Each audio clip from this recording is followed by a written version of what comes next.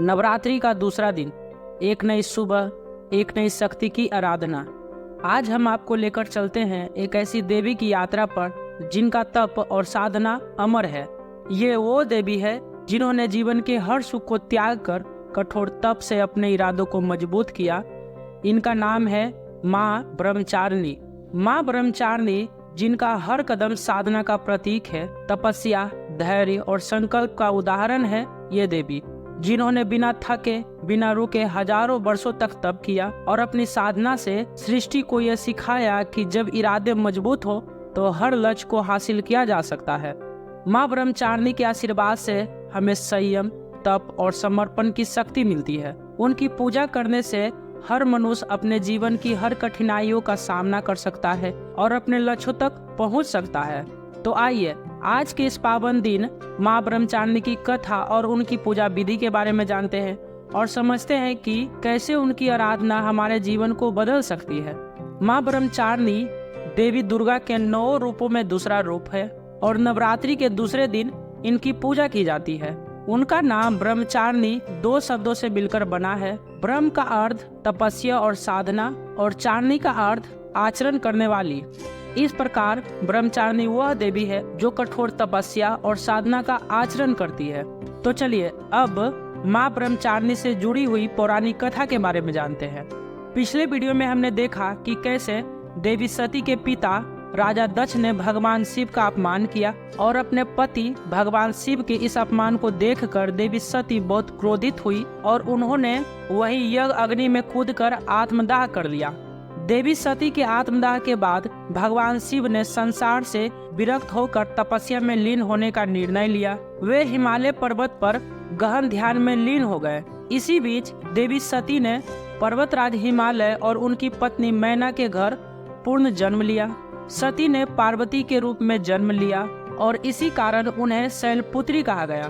बचपन से ही पार्वती भगवान शिव के प्रति आकर्षित थी क्योंकि पिछले जन्म में वे उनकी पत्नी थी। जब पार्वती बड़ी हुई तो उन्हें अपने पिछले जन्म की याद आई और उन्हें यह एहसास हुआ कि उनका जन्म भगवान शिव को दोबारा पति के रूप में प्राप्त करने के लिए हुआ है। इस विचार ने उनके जीवन का मुख्य उद्देश्य निर्धारित किया। उन्होंने ठान लिया कि वे भगवान शिव को पुनः प्राप्त करने के लिए हर संभव प्रयास करेगी। एक दिन नारद मुनि पार्वती के घर आए और उनकी कुंडली देखकर उनके माता पिता को बताया कि पार्वती का विवाह भगवान शिव से ही होना तय है, लेकिन इसके लिए उन्हें कठोर तपस्या करनी होगी। नारद मुनि के इस बात से पर्वतराज हिमालय और उनकी पत्नी चिंतित हो गई, लेकिन पार्वती के मन में शिव के प्रति प्रेम और समर्पण इतना गहरा था कि उन्होंने बिना किसी संकोच के तपस्या करने का निर्णय लिया। पार्वती ने शिव को पाने के लिए गहन तपस्या शुरू कर दी। उन्होंने जंगल में जाकर कठिन साधना का अभ्यास करना प्रारंभ कर दिया। पहले कई सालों तक उन्होंने केवल फल और फूल खाकर अपनी तपस्या की। फिर धीरे धीरे उन्होंने पत्ते भी खाना छोड़ दिया और अंततः बिना जल और भोजन के तपस्या में लीन हो गई। उनकी तपस्या इतनी कठिन थी कि उन्होंने केवल अपने प्राण वायु के सहारे तप किया। इस घोर तपस्या से पृथ्वी, आकाश और तीनों लोकों में हलचल मच गई।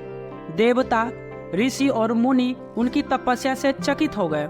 पार्वती की तपस्या की गहराई और अडिगता को देखकर वे सभी उनकी भक्ति की सराहना करने लगे।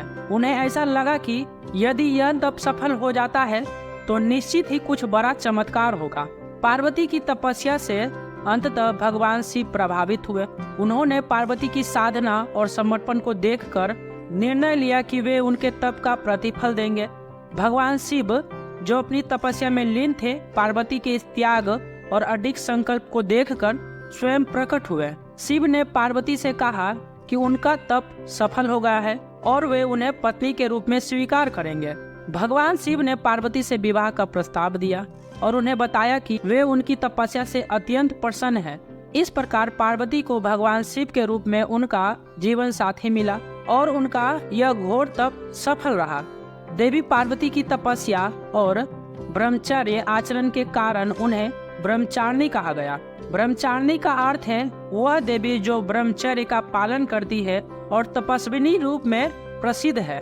उनका जीवन हमें यह सिखाता है कि किसी भी महान लक्ष्य को प्राप्त करने के लिए धैर्य, त्याग और कठोर परिश्रम आवश्यक है। तो चलिए अब देखते हैं हम माँ ब्रह्मचारिणी के स्वरूप को। माँ ब्रह्मचारिणी का स्वरूप अत्यंत दिव्य और साध्वी है। वे सफेद वस्त्र धारण करती है जो उनके संयम और पवित्रता का प्रतीक है। उनके दाहिने हाथ में एक रुद्राक्ष की माला होती है जो तपस्या और साधना का प्रतीक है। बाएं हाथ में वे कमंडल धारण करती है जो त्याग और संतोष का प्रतीक है। उनके मुख पर शांत और सौम्य भाव होते हैं जो उनकी साध्वी प्रकृति को दर्शाते हैं। तो चलिए अब जानते हैं हम माँ ब्रह्मचारिणी की पूजा के महत्व के बारे में। माँ ब्रह्मचारिणी की पूजा करने से साधक को जीवन में संयम, धैर्य और संकल्प की भावना जागृत होती है। उनकी पूजा से व्यक्ति को आत्मिक शक्ति प्रदान होती है जो उसे अपने जीवन में कठिन संघर्षों को सहन करने और लक्ष्य की प्राप्ति में मदद करती है।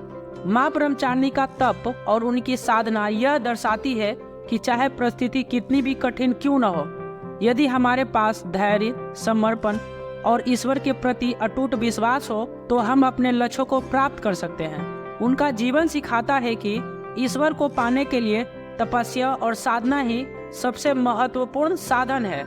माँ ब्रह्मचारिणी की आराधना से साधक को मानसिक और आध्यात्मिक शक्ति प्राप्त होती है जो उसके जीवन की कठिनाई से लड़ने और आत्मिक शक्ति प्रदान करने में मदद करती है। उनकी कृपा से भक्त का जीवन तप, संयम और संतोष से भर जाता है।